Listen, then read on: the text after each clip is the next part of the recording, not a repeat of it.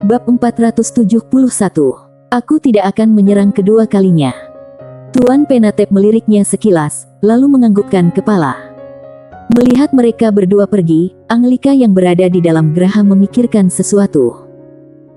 Mereka berdua keluar dari geraha, tiba-tiba Sander berkata, "Senior, aku ada satu ide." Tuan Penatau memandang ke arah Sander dan berkata, "Katakan." Sander berbisik dengan suara kecil. Setelah mendengar perkataan Sander, Tuan Penatau mendadak tertawa dan berkata, "Aku memang tidak salah memilihmu. Otakmu tidak seburuk ayahmu, lalu kamu berbeda dengan ayahmu. Kamu terlihat begitu polos, tapi sebenarnya sangatlah licik. Aku harus lebih berhati-hati menghadapimu." Sander tersenyum dan berkata, "Sepertinya kita memiliki ide yang sama." Usai berkata, mereka berdua pun tersenyum, bagaikan dua ayah dan anak rubah licik.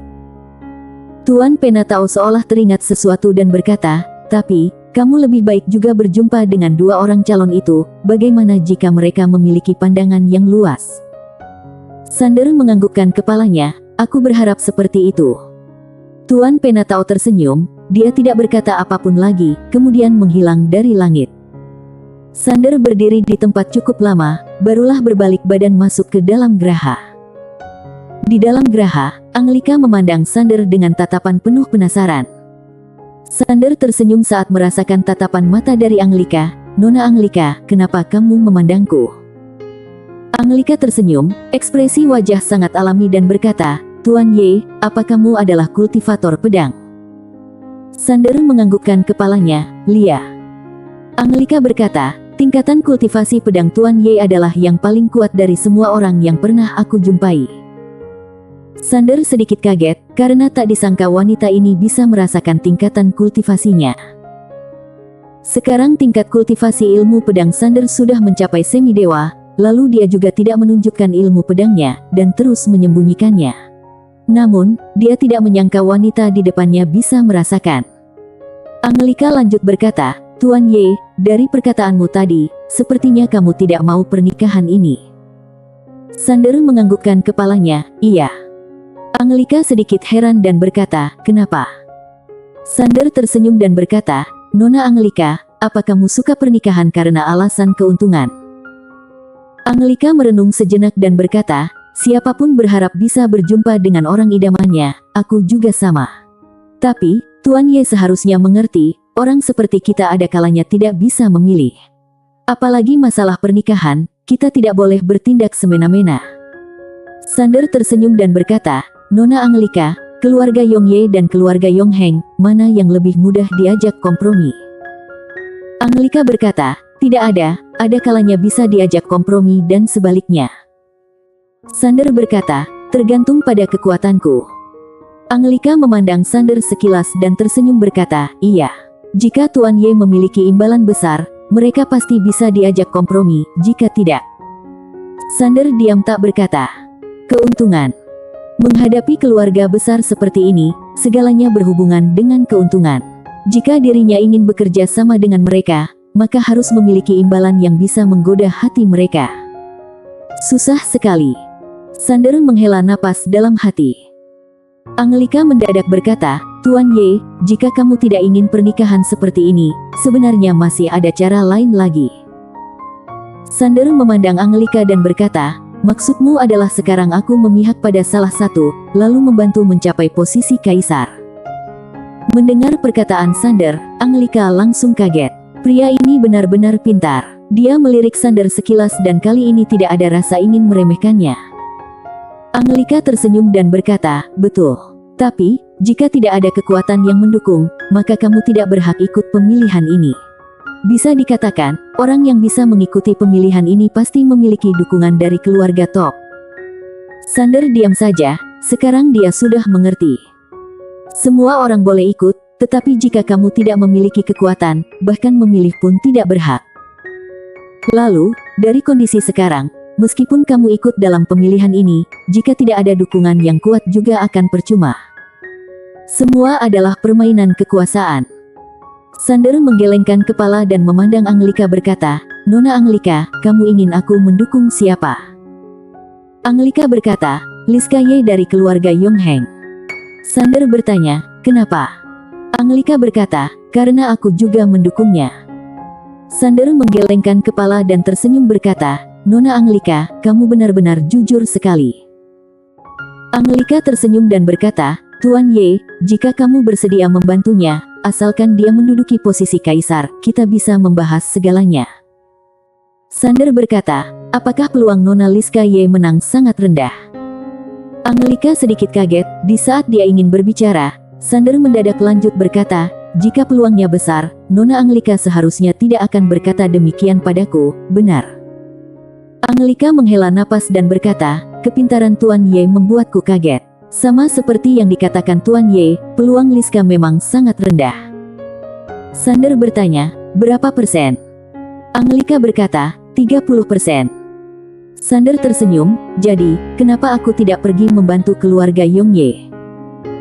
Anglika tersenyum dan berkata, kamu pergi membantu keluarga Yongye, mereka pasti tidak akan kompromi denganmu, karena peluang mereka sangat besar. Jika kamu membantu Liska, asalkan dia berhasil membalikkan kedudukan, kamu boleh mengatakan apa saja. Sander diam. Anglika lanjut berkata, Tuan Ye, percayalah padaku. Asalkan kamu bersedia membantu Liska, maka peluangnya akan sangat besar. Alam semesta nyata. Benar-benar kehidupan yang luar biasa, memiliki uang dan kader. Asalkan sebelum ada keluarga Yongye yang mencapai posisi kaisar, jika alam semesta nyata bersedia membantu keluarga Yongheng, maka ada kesempatan besar untuk membalikkan kondisi. Sander menganggukkan kepalanya, aku ingin melihat dua calon ini. Anglika menganggukkan kepalanya, boleh. Anglika tahu, pria yang berdiri di depannya ingin memilih sendiri. Sander lanjut berkata, Nona Anglika, jangan katakan identitasku pada keluarga Yongheng, oke? Anglika menganggukkan kepala dan berkata, oke.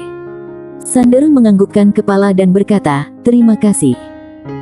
Anglika tersenyum dan berkata, malam ini ada pesta di keluarga Yongheng. Keluarga besar yang membantu keluarga Yongheng akan hadir di pesta malam ini. Tuan Ye boleh ikut aku pergi ke sana? Sander menganggukkan kepalanya, boleh. Anglika menganggukkan kepalanya, tapi Tuan Ye boleh mengatakan, kamu adalah kakak sepupuku, oke? Sander menganggukkan kepalanya. Anglika bangkit berdiri, dia tersenyum dan berkata, Tuan Ye boleh istirahat sebentar, malam nanti aku akan mengutus orang datang menjemput Tuan Ye. Usai berkata, dia berbalik badan dan pergi. Sander mendadak memanggil, Nona Anglika. Anglika menoleh ke arah Sander. Sander tersenyum dan berkata, tolong carikan buku sejarah tentang Kaisar Yongye, lebih banyak lebih baik. Anglika menganggukkan kepalanya, baik, aku mengerti.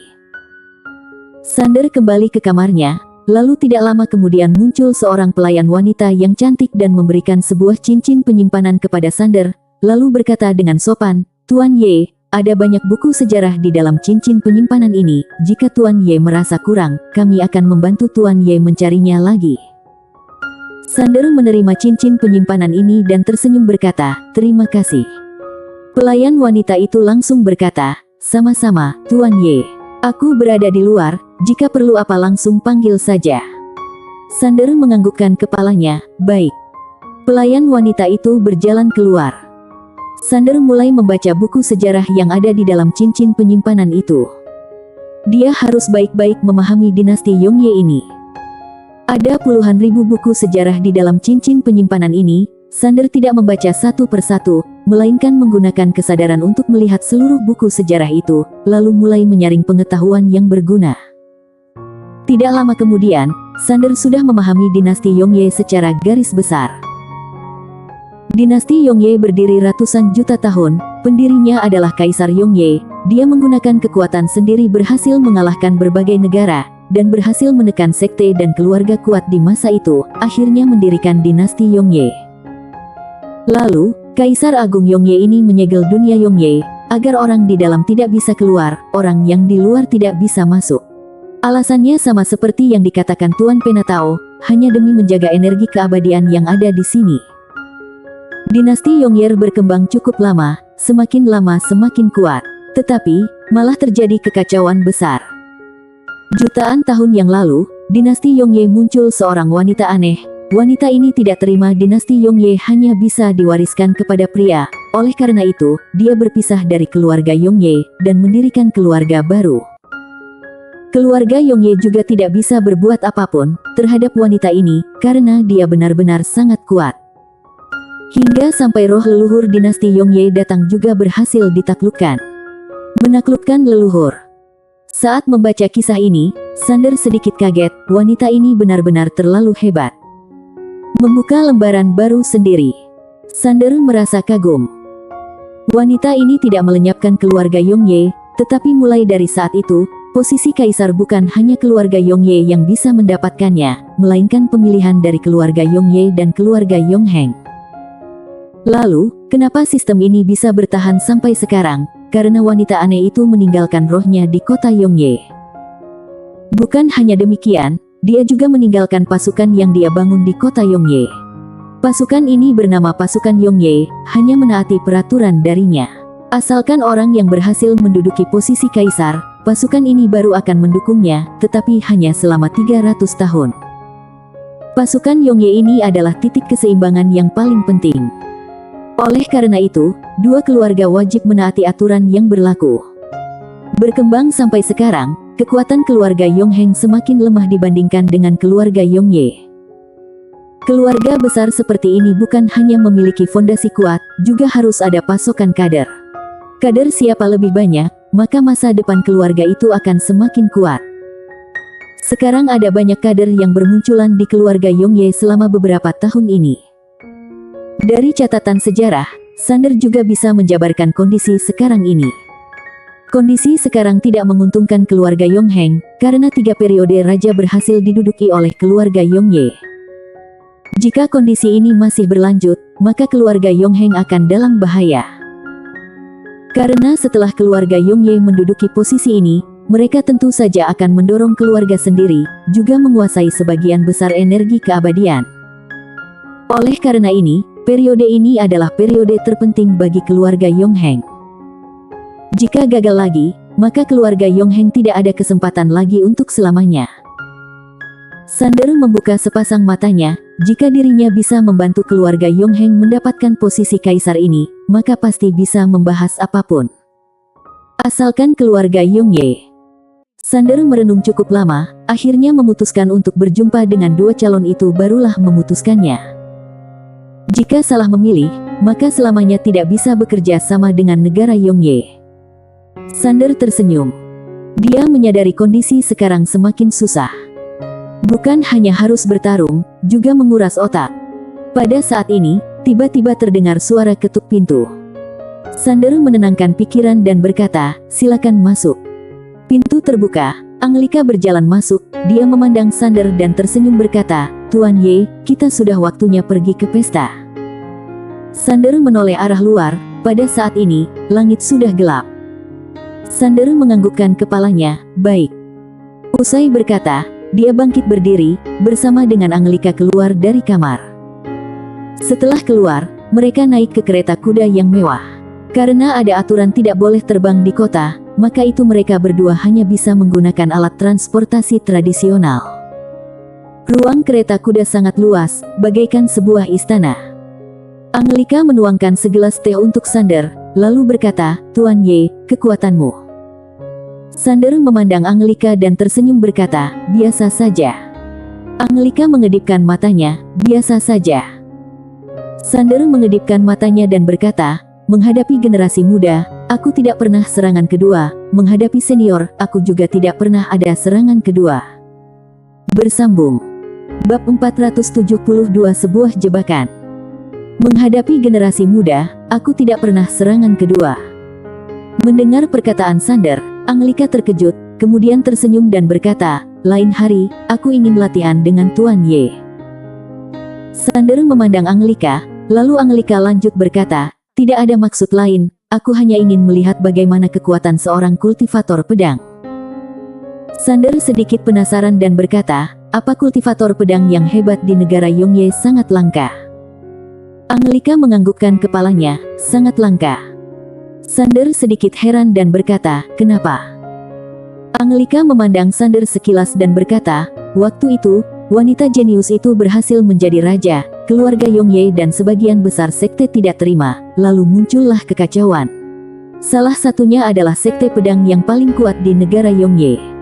Sander berkata, gagal.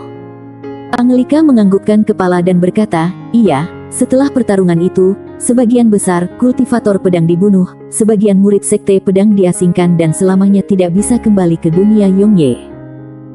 Sander berkata dengan lembut, jadi, setelah pertarungan itu, kultivator pedang di negara Yongye sudah tiada. Anglika berkata, hampir. Meskipun ada yang berlatih pedang, juga tidak berani, mereka takut dicap pengkhianat. Jika dicap pengkhianat, tanpa perintah dari raja, pasukan Yongye akan langsung membunuhnya. Sander mengerutkan keningnya, jadi, aku juga tidak boleh sembarangan menunjukkan identitasku sebagai kultivator pedang. Anglika berkata, Tuan Ye pasti bukan pengkhianat sekte pedang. Kamu berasal dari luar, lalu ada backingan Tuan Pena Tao. Tapi, sebelum identitas Tuan Ye sebagai kultivator pedang ketahuan, lebih baik disembunyikan, agar tidak menimbulkan masalah yang tidak diperlukan. Sander menganggukkan kepalanya, baik, aku mengerti. Dia sedikit kaget, tak menyangka bisa terjadi hal seperti ini di negara Yongsheng. Dalam kondisi seperti ini, siapa yang berani melatih pedang? Tentu saja, dia juga tidak tertarik dengan konflik ini. Dia datang ke sini bukan demi menyebarluaskan ilmu pedang. Anglika kembali bertanya, Tuan Ye, apa kamu kenal Dewa Nyata? Sander menganggukkan kepalanya, kenal. Anglika langsung tertarik dengan topik ini dan berkata, dia sebenarnya seberapa kuat? Sander melirik Anglika sekilas dan berkata, Nona Anglika tertarik mengenai hal dia. Anglika menganggukkan kepalanya, pada saat dia datang ke dinasti Yongye, dia berhasil mengalahkan 3 master kuat di dinasti Yongye, lalu dia hanya menggunakan 1 jurus mengalahkan 3 orang master itu, dan akhirnya berbalik badan pergi. Sander sedikit penasaran dan berkata, jadi, dia datang ke sini hanya demi bertarung lalu pergi. Anglika menganggukkan kepalanya, Lia. Sander menggelengkan kepala lalu tersenyum dan dalam hati berkata, Kak Maura ini. Pada saat itu, Anglika kembali bertanya, apa kamu akrab dengannya? Sander tersenyum dan berkata, sangat akrab. Anglika lanjut bertanya, seberapa akrab? Sander melirik Anglika sekilas dan berpikir, wanita ini benar-benar kepo sekali, ya. Anglika juga merasa pertanyaan sudah terlalu banyak. Saat merasakan tatapan mata dari Sander, dia langsung berkata, maaf. Karena senior sebelumnya itu Tuan Ye mewakili alam semesta nyata datang ke sini, alam semesta nyata memiliki kedudukan yang tinggi di sini, karena kami tahu Dewi Maura berasal dari alam semesta nyata, maka itu aku barulah bertanya lebih banyak. Maura. Teringat segala hal yang mengenai Maura, Sander tersenyum dan berkata, dia adalah kakakku. Melihat senyuman di wajahnya Sander, Anglika langsung berkata secara refleks, kakak angkat, atau kakak. Sander keheranan. Anglika merasa dirinya sudah salah berbicara, dia langsung berkata, ternyata kakakmu. Sander melirik Anglika sekilas, wanita ini sedikit tidak beres. Pada saat itu, kereta kuda mendadak berhenti, Anglika langsung berkata, sudah sampai. Setelah itu, dia langsung turun dari kereta kuda. Sander juga turun dari kereta kuda. Mereka tiba di sebuah kediaman. Lalu kediaman ini lebih besar berkali-kali lipat dari kediaman keluarga Song, bahkan lebih mewah. Sander memandang ke atas gerbang pintu, kediaman keluarga Ye. Pada saat ini, ada banyak orang yang berjalan masuk ke dalam kediaman keluarga Ye, sangatlah meriah. Anglika mendadak berkata, Tuan Ye, silakan. Sander menganggukkan kepala, dia mengikuti Anglika berjalan masuk. Di perjalanan, Anglika berkata, Tuan Ye, mulai dari hari ini, aku harus memanggilmu kakak. Sander menganggukkan kepalanya, baik. Jika harus menyembunyikan identitas, maka harus serius. Anglika dan Sander berjalan ke gerbang masuk, seorang senior langsung menyambut mereka. Senior itu memberi hormat kepada Anglika dan berkata, Nona Song, Nona besar mempersilakanmu masuk ke geraha dalam. Anglika menganggukkan kepalanya. Senior itu membawa jalan, tetapi baru berjalan 2 langkah, dia mendadak berhenti dan menoleh ke arah Sander yang berada di samping Anglika, namun tidak berbicara. Anglika berkata dengan tenang, bawa jalan. Senior itu membawa mereka berjalan selama 1 jam barulah sampai. Hal ini membuat Sander merasa menakutkan sekali. Rumah terlalu besar bukan hal yang baik, terutama tidak bisa terbang dan teleportasi. Senior itu membawa 2 orang ke depan sebuah geraha, lalu mundur. Anglika membawa Sander ke dalamnya. Saat masuk ke geraha, Sander merasakan ada tatapan mata yang tajam tertuju ke arahnya. Sander menoleh ke arah tatapan mata itu, seorang senior yang bersembunyi di sudut ruangan, sangat kurus dan menakutkan.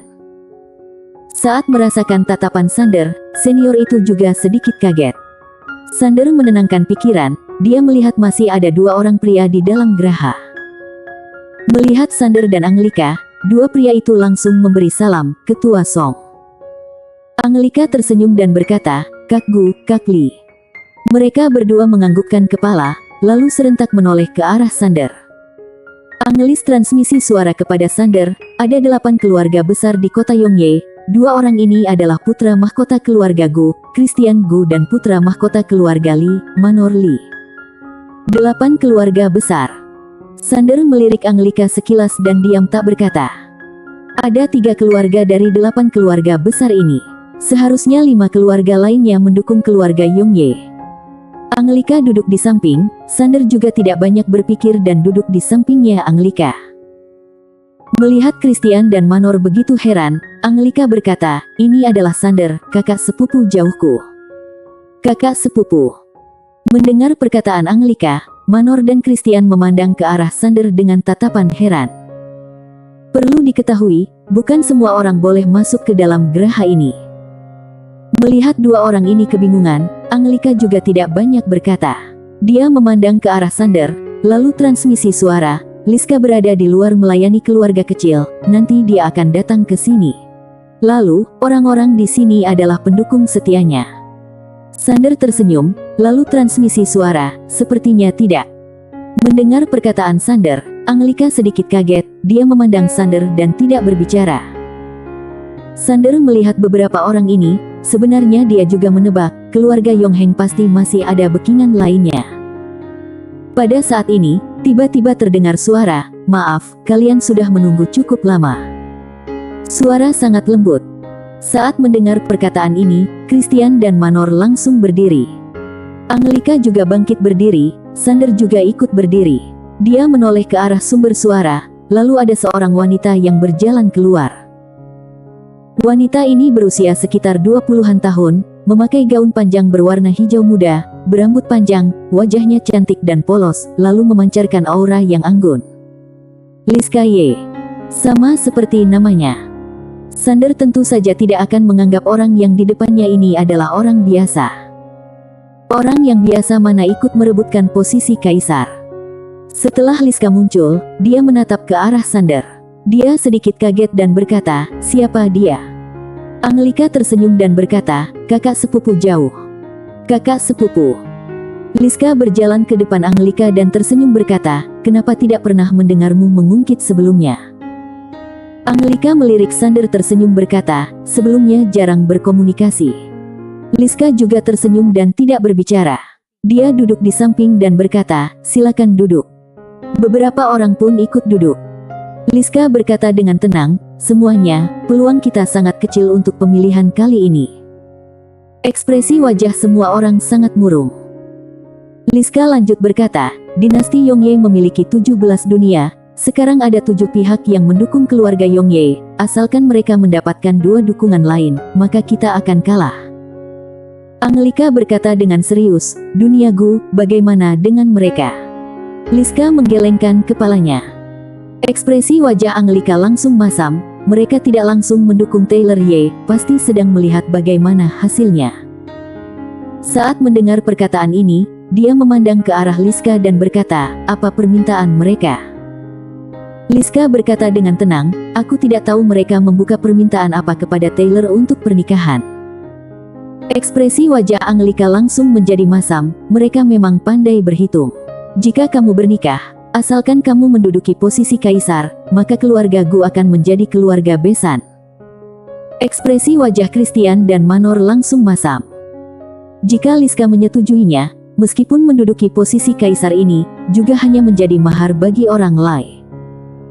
Liska tidak marah, dia pun tersenyum dan berkata, wajar mereka ingin mendapatkan keuntungan.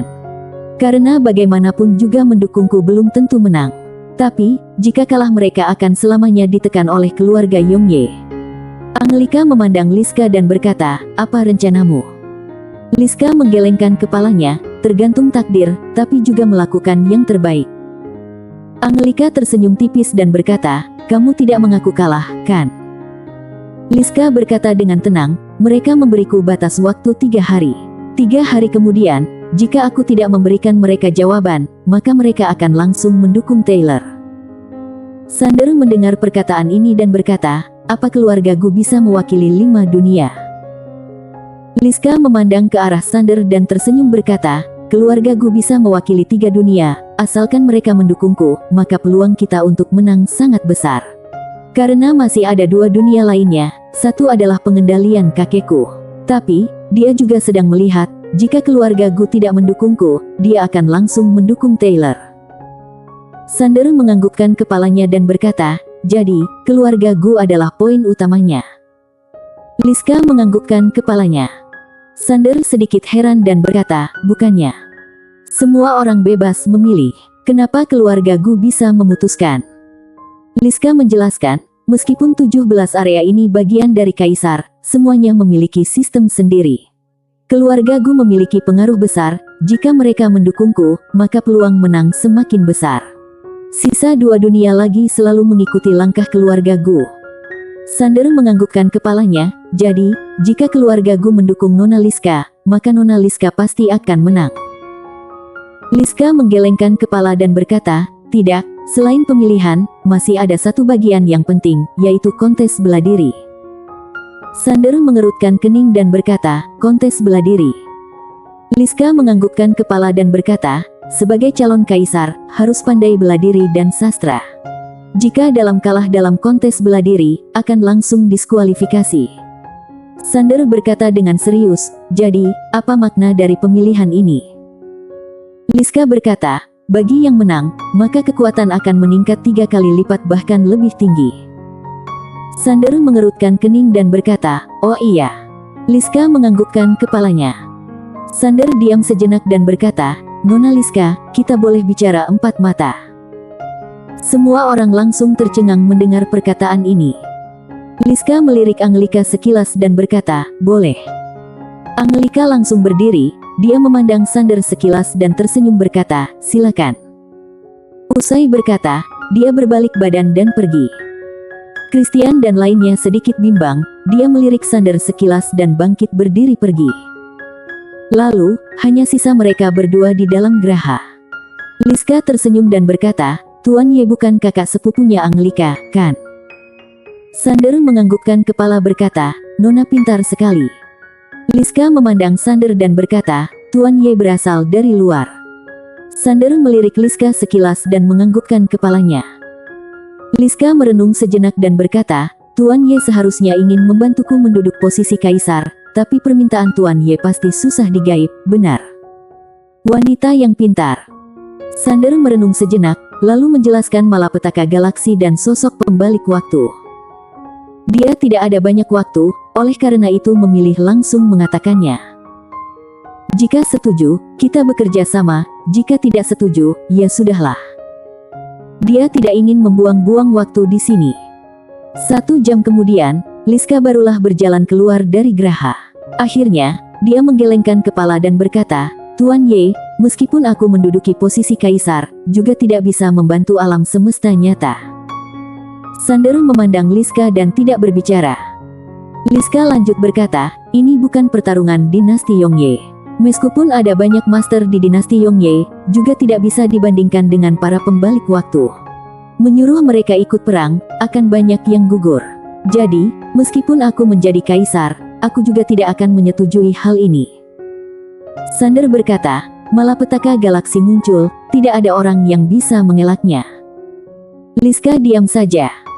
Sander memandang Liska, tujuan pembalik waktu adalah membasmi kejahatan, melenyapkan seluruh makhluk hidup di alam semesta. Alam semesta nyata gagal, maka dinasti Yongye juga akan terkena imbasnya. Liska menghela napas dan berkata, Tuan Ye, meskipun aku percaya denganmu, dinasti Yongye juga tidak akan percaya denganmu. Asalkan dinasti Yongye tidak menghadapi ancaman dari pembali waktu, mereka tidak akan ikut campur. Manusia adalah egois. Lalu setelah itu, dia memandang Sander dan berkata, Tuan Ye, kamu sudah terlambat. Sander mengedipkan mata dan berkata, apa pembalik waktu sudah mencari kalian? Liska menganggukkan kepalanya, Lia. Sander berkata, mereka berjanji jika dinasti Yongye tidak membantu, mereka tidak akan menyerang dinasti Yongye, benar. Liska memandang Sander dan berkata, lebih banyak dari yang Tuan Ye katakan. Sander memandang Liska, alam semesta nyata dan alam semesta Guanxuan adalah bagian dari dinasti Yongye. Liska menganggukkan kepala dan berkata, Kak Taylor, keluarlah. Usai berkata, seorang pria memakai jubah berjalan keluar, tatapan mata sangat tajam, lalu tersenyum. Taylor Ye, salah satu calon pemilihan kali ini. Pada saat itu, menara kecil yang tak berkata mendadak berkata, bahaya. Seketika, muncul 30-an aura yang menakutkan. Setiap aura sangat kuat, rata-rata adalah Kaisar Agung Nasib. Ini adalah sebuah jebakan. Bersambung.